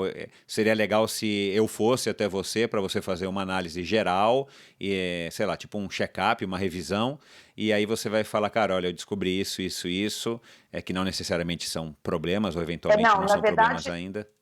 A gente tem milhares de enzimas e milhares de reações químicas acontecendo no corpo, né? Então, eles estão mapeando ainda no começo, então eles pegam 100 enzimas importantes para o seu funcionamento e fazem um mapeamento se você tem alguma alteração no funcionamento dessas enzimas, e que a gente chama de polimorfismo, e detecta. Então, por exemplo, você pode ter um polimorfismo no metabolismo da vitamina B6, da B12, da colina, da vitamina C, do magnésio, enfim, e o que isso pode trazer de problema? Então, dá para fazer um mapeamento das suas probabilidades de doença E se você é uma pessoa saudável e que tudo funciona como de acordo com os estímulos que você dá, não vejo tanta necessidade. Então, por exemplo, você fala, eu estou aqui me sentindo gordinho, eu vou fazer um controle alimentar e vou emagrecer. Pode ser que você faça um controle alimentar e não emagreça. Você fala, bom, mas eu já estou malhando mais, estou comendo menos e não emagreci. Então, aí é sinal de que alguma coisa não está funcionando bem e que um teste genético pode te dar uma visão disso, mas pode ser também que você faça seu teste e que você não tenha nada e que não seja necessariamente alguma coisa relacionada com a sua probabilidade genética, mas pode ser com alguma alteração que você desenvolveu no pâncreas e que você tem uma resistência à insulina. Então, não está muito direto, assim, Entendi. ainda. Mas vai chegar um momento breve, isso, que você vai pegar uma gotinha de sangue e vai analisar e vai falar, olha, você tem isso, podemos fazer tais procedimentos. Mas não está assim ainda, mas está muito próximo. Esse é o próximo passo aí da evolução da nutrição, na sua opinião? Sim. É ter um diagnóstico cada vez mais preciso e menos, assim, mais prático, né? Sei lá, você vai usar o vaso sanitário na tua casa, que já tem lá um negócio que analisa o que você está ejetando ali. Nossa, não, aí vai demorar um pouquinho. Acho que vai ser em 2055 ainda. Porque isso seria o máximo, né? Isso seria o máximo, né? Você está no teu dia a dia e você recebe aí os relatórios já analisados e tal. Putz, cara, olha, pintou um alerta aqui. Michel, vem aqui porque eu estou descobrindo o que aconteceu XPTO. Não, você inclusive tem um exame que você pode fazer que vai analisar a composição da sua flora bacteriana e o que você está precisando mexer nela. Isso já tem, mas não aquele que sai lá do seu vaso já rapidinho assim. Entendi. Pode. Mas eu não duvido que já inventem um negócio desse, não, porque, enfim, sei lá. Do jeito que a gente está evoluindo tanto. E para terminar, antes da gente encerrar aqui esse bate-papo, e com certeza a gente vai ficar devendo aí mais um bate-papo. Então, a nutrição esportiva, que é aí um assunto que muito interessa aqui ao nosso público, quem está nos ouvindo aqui, os teus pacientes. Ela ainda está... a gente ingeriu gel e tudo mais durante, né, um Ironman, uma maratona, ou uma natação de longa distância e tudo mais, ou uma pedalada, né, como um Letap, por exemplo. Não está ainda tão errado, de um modo geral, analisando a média da população. Então, eu fazer uma ingestão a partir de 1 hora, a cada 45 minutos, mais ou menos, ou meia hora, de um sachê de gel.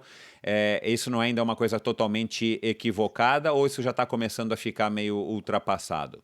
Não é equivocado, mas você pode muito bem fazer um treino de 2 horas sem tomar nada. Exato. Se esse treino for leve e se você estiver só querendo fazer um trabalho mais oxidativo para queimar gordura e que você tenha condicionamento para isso, que você já esteja adaptado. Entendi. Mas quanto menos treinado a pessoa mais coisas ela vai precisar. E quanto mais treinado, menos coisa. Os géis, eles vão naturalmente, na sua opinião, eles vão acabar evoluindo, de repente, para ter um cardápio de opções maior? Porque a gente já tem alguns que tem BCAA, tem alguns que dizem, pelo menos, que tem vitamina, mas a maioria tem carboidrato mesmo e alguns cafeína. Você acha que pode ser uma tendência a gente ter cada vez gels mais específicos? Olha, Michel, eu vou te receitar o gel, não da marca necessária tal, mas olha, um gel que precisa ter isso. E hoje o cardápio de gel vai, né, hoje eu digo assim, nessa situação hipotética, o cardápio de géis vai ser muito maior do que o que a gente tem hoje. Pode ser uma evolução. Sim. Inclusive, tanto no gel que você está tomando, quanto no pré-treino que você pode tomar, quanto no pós-treino, porque hoje o que tem no mercado é muito pobre ainda perto do que pode ter. Então, você ainda pode pôr várias substâncias e ativos que façam um aporte maior de oxigênio, que sinalize mais para queimar gordura. Enfim, tem uma variedade de coisas que podem ser acrescentadas e que podem, de uma forma direta, melhorar a sua performance. Com certeza, tá muita possibilidade e muita pesquisa e muita ciência em cima comprovando da eficiência. Então tem muita coisa. Cresceu muito, mas ainda tem muito por evoluir. E isso com certeza te deixa animado e te motiva, porque a tua profissão provavelmente nunca vai cair em desuso, mesmo com toda essa informação e toda essa É, porque, disseminação. porque o ser humano continua sendo único. Exato, E isso é aí excelente, né? Nos dias de hoje, não existe, necessariamente. Ah, e aí existe a individualidade bioquímica, cada pessoa funciona de um jeito, então não dá para ela se basear em condutas que são massificadas. então, Então, a chance da Patrícia Bertolucci virar um robô, um software para estar atendendo aos clientes ainda, pelo menos não enquanto a gente estiver vivo, vai existir. não, até eu me aposentar, eu acho que não. Bom, para terminar, eu separei aqui quatro perguntinhas para você responder da maneira mais rápida possível, de preferência com uma palavra só. É, Você topa? Topo. Qual é a melhor dieta? Aquela que te dá prazer e equilíbrio. Ótimo, prazer é uma coisa importante. A gente passou batido por esse assunto, mas é um assunto, é uma questão importante também. Não adianta você ser o cara mais magrinho do mundo e restritivo, como a gente ouve histórias aí de modelos e tudo mais, mas você vive infeliz, né? Ou você tem É, distúrbios, né? Legal, isso é importante. A gente volta a tocar esse assunto na sua volta aqui. Suplemento ou alimento? Ou os dois? alimento, alimento. Qual que é o cenário ideal para você da nutrição, assim? O que você gostaria de ver, de repente, sei lá, se fosse ministra da saúde ou alguma coisa assim, que você falasse assim, putz, eu tenho um sonho de um dia ver, ou seria o cenário ideal a gente ter isso na nutrição, assim, o que que... Ai, acesso a todos, assim, sabe? Que pudesse existir políticas de saúde pública mais eficientes e que fosse ensinado para a população, sabe? Aquele trabalho de entrar na casa lá da periferia e ver o que eles comem e ensinar para eles o que eles deveriam comer, como fazer uma alimentação de baixo custo, como melhorar, porque é muito triste a condição em geral, mas principalmente a nutricional dessas pessoas que não têm acesso. A gente ainda, né,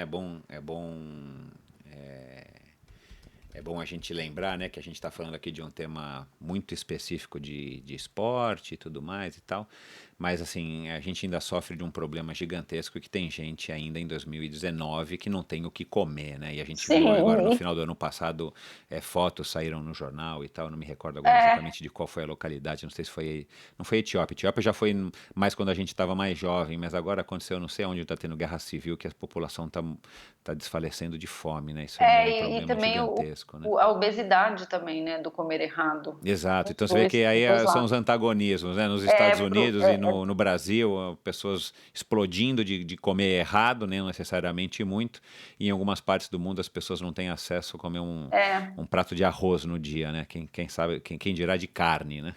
exato.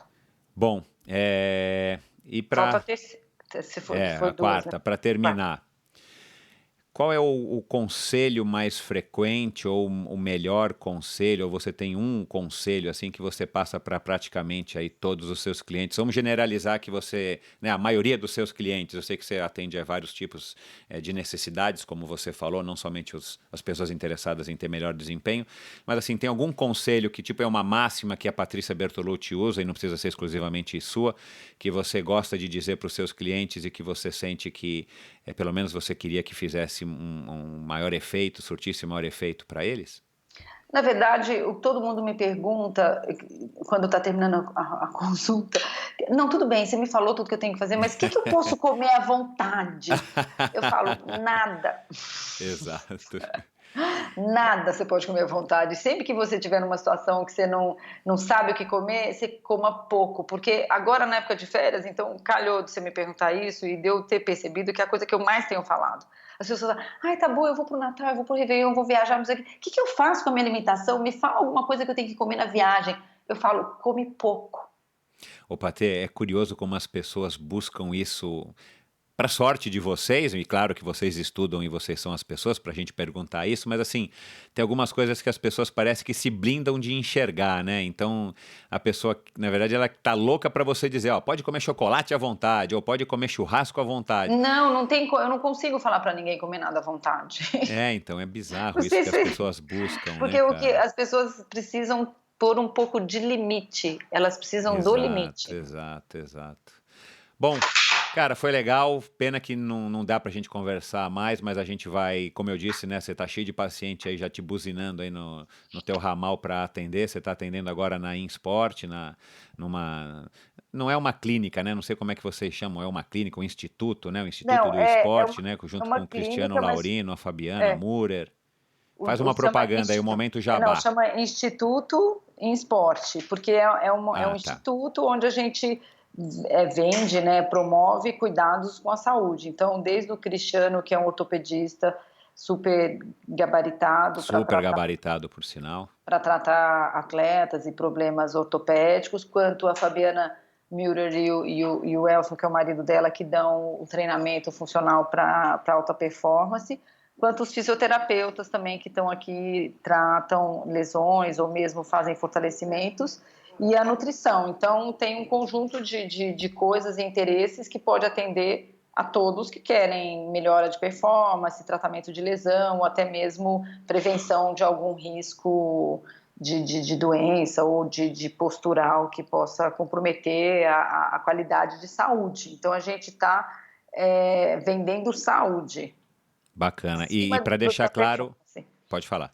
Não, saúde acima da performance. Exato, então, e para deixar claro, se a pessoa quiser ir te consultar, ela não precisa necessariamente passar pelo Cristiano, nem pela Fabiana, nem pelo Elcio, enfim, se vocês Não, estão independentes e ao mesmo tempo juntos, e se possível, vocês conseguem trabalhar juntos, se necessário, mas vocês também atendem cada um a sua especialidade, né? exatamente. E Ciências além do paralelas. site, vocês têm Instagram, você tem a Tenho, Patê, tem rede eu social? tenho Instagram, Patrícia Bertolucci, a clínica também tem Instituto em Esporte ou em Esporte, mas eu não, vou te dizer que eu não sou a mais ativa. Eu fico todo dia me policiando e tentando ter mais atividade na rede social. Estou evoluindo, mas não é o meu forte.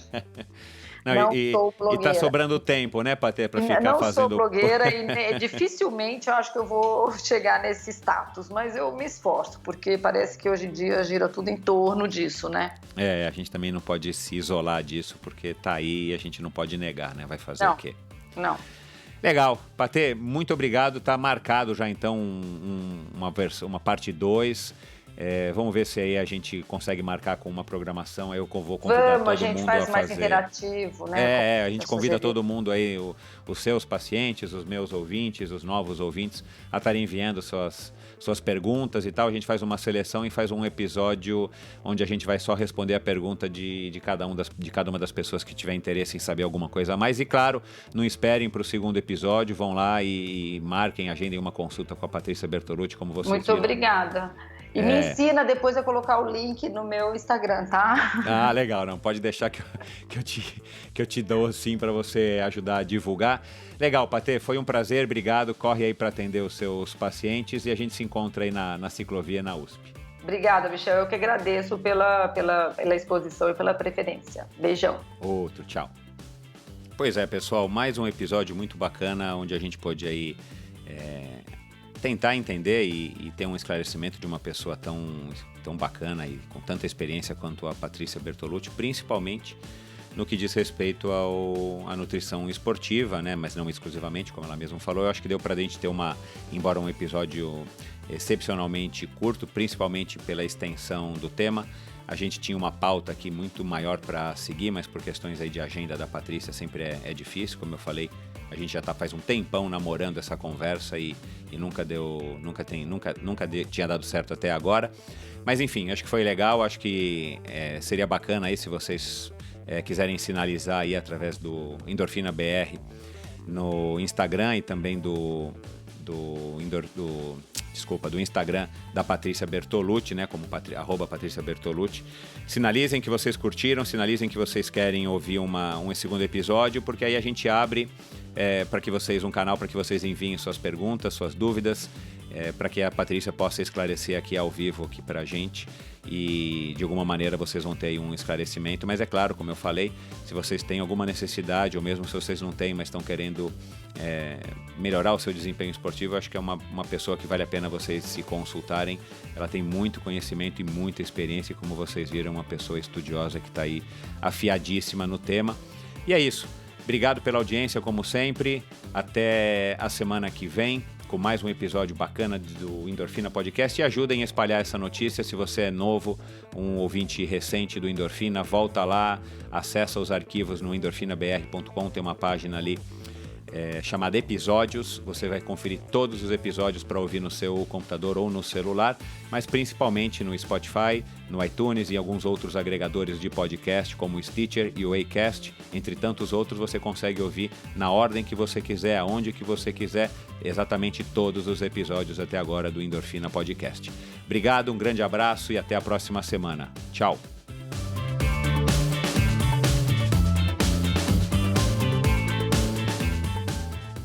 Este episódio foi um oferecimento de Bovem Energia. Você sabe como funciona o mercado de energia no Brasil?